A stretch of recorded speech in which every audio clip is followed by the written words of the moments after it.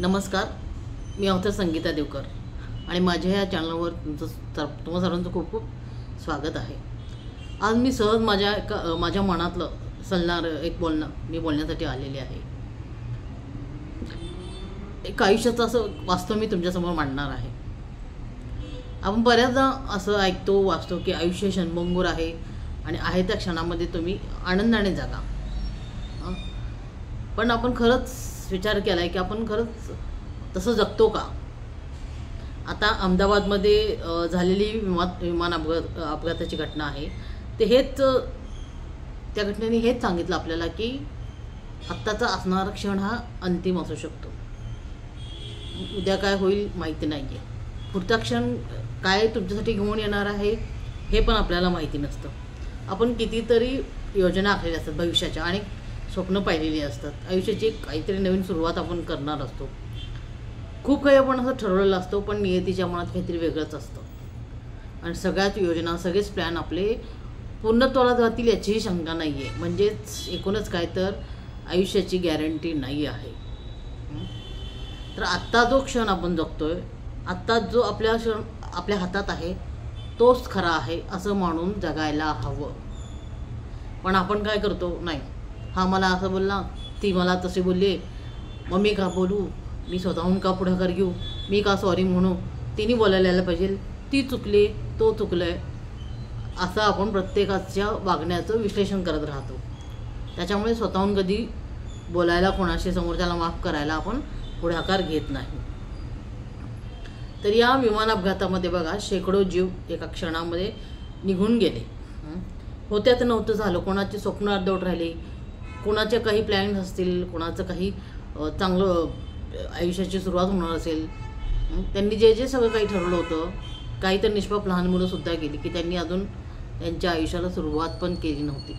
असे निरागस काही जीव होते, ते सुद्धा या ठिकाणी या अपघातात वाचू शकले नाही। ते त्यांच्या घरच्यांना ते हॅलोसुद्धा म्हणू शकले नाहीत किंवा आम्ही सुखरूप घरी पोहोचलो किंवा आता विमानात बसलो आहे, आता थोड्या वेळाने घरी पोचतो आहोत, असं कुठलाच निरोप त्यांना सांगता आला नाही। कारण हा त्यांचा क्षण शेवटचा होता, अंतिम होता, हे फक्त आणि फक्त नियतीला माहिती होतं। म्हणजेच आपल्या हातात काहीही आपलं नाही आहे। त्यामुळे अशी बरीचशी उदाहरणं आहेत की उगाच काही उद्याचं काही ठरलेलं माहिती नाही आपल्याला। आपण आजवर आत्ता आपल्याला जे बोलायचं आहे, जे सांगायचं आहे ते आत्ताच बोलून रिकामं व्हा।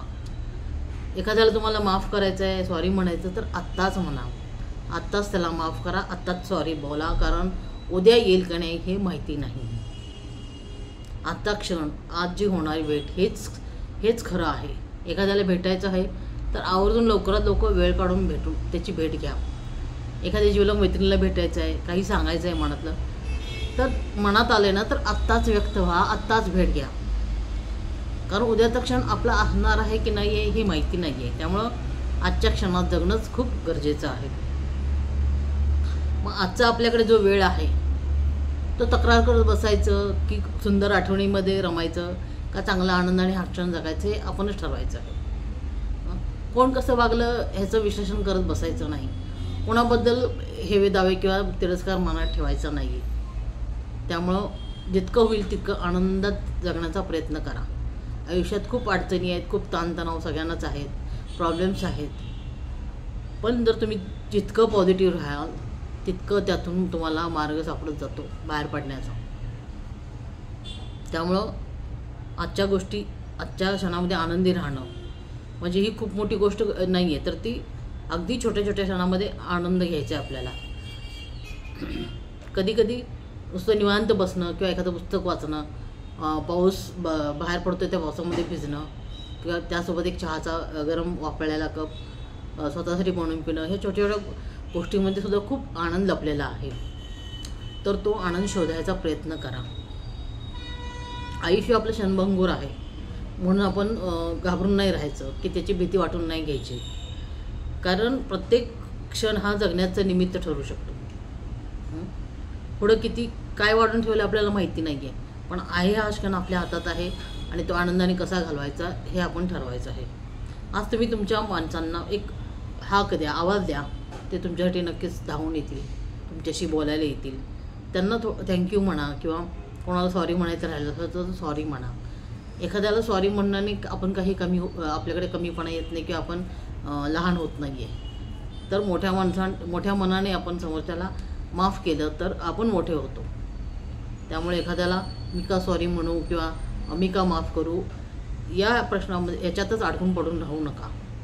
कारण हा क्षण आपला आहे आणि या क्षणामध्ये आपण सगळ्यांना सोबत घेऊन आनंदानं हा क्षण साजरा करायचा आहे. कारण पुढे उद्या कुठे काय होईल आपल्या हातातच नसतं. त्यामुळं आपण आपल्या आत्ताच्या क्षणात कसं जगतो हे खूप महत्त्वाचं असतं आणि ते पूर्णपणे आपल्या हातात असतं. आज ह्या आजच्या क्षणामध्ये पॉझिटिव्हली आणि प्रेमाने आणि कृतज्ञतेने जगण्याचा प्रयत्न करा. कारण असं जगला तरच आयुष्य जगण्याला सुंदर अर्थ प्राप्त होईल आणि तुमचं आयुष्य खरंच सुंदर बनेल. आपण आयुष्याच्या पुढच्या क्षणासाठी थांबतो. म्हणजे उद्या आले की उद्या मी हे करेन किंवा मी 4 दिवसांनी ते करेन, याच्यासाठी आपण थांबून राहतो. पण तोपर्यंतचा जो काळ आहे, आत्ताची जी वेळ आहे ती आपण आपल्या हातून निसटून चालली आहे. आपण बरेचसे प्लॅनिंग करतो, आपण आपल्या तब्येतीकडे लक्ष देत नाही. हां, उद्या करू, उद्यापासून 2 दिवसांनी जाऊ वॉकिंगला, किंवा उद्या योगा क्लास लावू, असं करत करत आपण ते पुढे ढकलत जातो. पण आपल्या स्वतःकडे किंवा आपल्या तब्येतीकडे आपण लक्ष देत नाही. बऱ्याच जणांना काहीतरी कलाकौशल बऱ्याच जणांच्याकडे असतं. बरेच जणांच्या काही हॉबीज असतात. तर त्याच्यासाठी वेळ काढणं पण जमत नाही प्रत्येक महिलांना.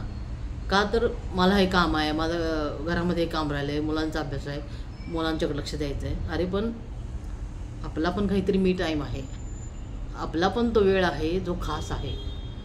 तो वेळ आपल्यासाठी राखून ठेवायचा प्रयत्न करा. स्वतःसाठी जगा, तुमची आवड जोपासा. तुम्हाला कोणती गोष्ट करायला आवडते ते आवर्जून पहिलं त्याला प्राधान्य द्या. कारण या क्षणात तुमच्या आवडत्या कलेमध्ये किंवा तुमच्या छंदामध्ये तुम्ही जर नाही रमलात, नाही ते क्षण जगलात, तर उद्या पुढे जाऊन तुम्हाला वाटेल, एक वेळ निघून गेल्यावर वाटेल की अरे मी तेव्हाच का या गोष्टी केल्या नाहीत. ही खंत तुम्हाला लागून राहील. मला तेव्हा वेळ होता, मी माझ्यासाठी वेळ नाही काढला आणि आता माझ्या हातात वेळ नाही आहे. मग पुढे जाऊन जसं वय वाढेल तसं काही आजार पण वाढतात किंवा दुखणी येतात. शरीर एवढं आपल्याला साथ देत नाही. मग तेव्हा बऱ्याचशा गोष्टी वाटतात की बाबा हे मी करायला हवं होतं पण मी केलं नाही, माझी आवड होती ती मी जोपासली नाही. अशा बऱ्याचशा गोष्टी असतात. तर त्या आत्ता या क्षणामध्ये करण्यालाच त्याला महत्त्व आहे. बरेच दिवस झालं मैत्रिणींना भेटायचं ठरवतो, मित्रांना भेटायचं असतं, पण योगच जुळून येत नाही, कोणी पुढाकारच घेत नाही आणि भेटीगाठी राहून जातात. त्यामुळे समोरच्या आपलं मित्रमैत्रिणी आहे त्यांच्या आयुष्यात काय चाललं आहे किंवा त्यांना कुठल्या गोष्टीचा त्रास आहे का किंवा ते बोलू शकत नाहीत का, तर अशा भेटीगाठीमुळे कदाचित समोरच्याला काही सांगायचं असेल, बोलायचं असेल, व्यक्त व्हायचं असेल, काही त्याला प्रॉब्लेम असेल तो तुमच्याशी नक्की शेअर करू शकेल. त्यामुळे मित्रमैत्रिणींच्या संपर्कात राहा. आज भले शहरांमध्ये फ्लॅट सिस्टीमची संकल्पना आहे, जो तो आपल्या घरामध्ये बंद आहे, 4 भिंतींमध्ये दारं बंद करून बसतो आहे. अरे पण आता वेळ आलेली आहे की मनाची दरवाजे उघडे ठेवा. प्रत्येकावर ठीक आहे, विश्वास नाही ठेवता येत नाही प्रत्येकावर, बाहेरच्या माणसांना का ठेवू, पण जे आपले शेजारी पाजारी आहेत, आपले नातेवाईक आहेत, आपले मित्रमैत्रिणी आहेत, यांच्याशी तर आपण मैत्रीपूर्ण आपलेपणाचं असं संबंध ठेवला पाहिजे. समोरच्याशी आपणहून बोललं तर समोरचा आपल्याला नक्कीच तेवढं रिप्लाय करतो. त्यामुळे दारं बंद करून बसलो तरी पण काही भेटीगाठी किंवा काही स्वतःसाठीचा वेळ काढणं हे खूप महत्त्वाचं आहे.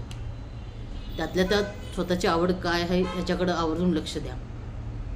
कारण आत्ताचा क्षण हा आपण नाही जगलो, आपल्या स्वतःसाठी नाही जगलो तर मग काय उपयोग नाही आहे आयुष्याला. कारण इथं सगळं क्षणभंगूर आहे.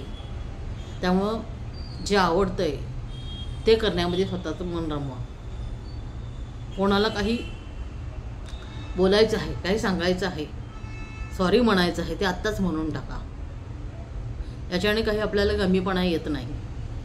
हा आपला मनाचा मोठेपणा झाला की समोरच्याला आपणहून सॉरी म्हणणं. त्यामुळे मित्रमैत्रिणींना संपर्कात राहा, आपल्या नातेवाईकांच्या संपर्कात राहा. कारण आत्ताचा क्षण हाच आपला आहे, हेच सत्य आहे. बाकी सगळं अनप्रेडिक्टेबल आहे. आयुष्य म्हणजेच हे अनप्रेडिक्टेबल आहे.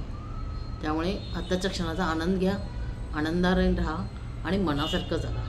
बस स्वतःसाठी नक्की वेळ काढा. धन्यवाद.